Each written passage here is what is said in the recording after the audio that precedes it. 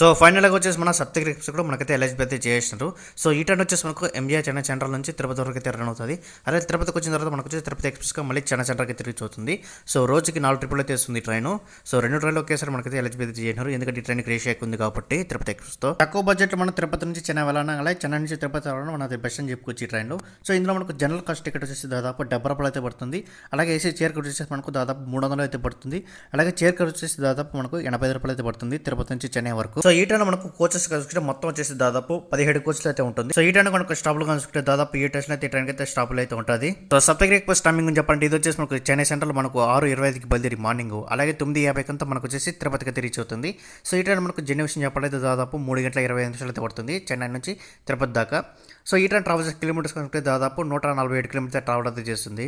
ఈ train number వచ్చేసి మనకు చెన్నై సెంట్రల్ నుంచి తిరుపతికి వచ్చేటప్పుడు 16057, అదే తిరుపతి నుంచి చెన్నై వెళ్ళేటప్పుడు కానీ చూసుకుంటే 16058.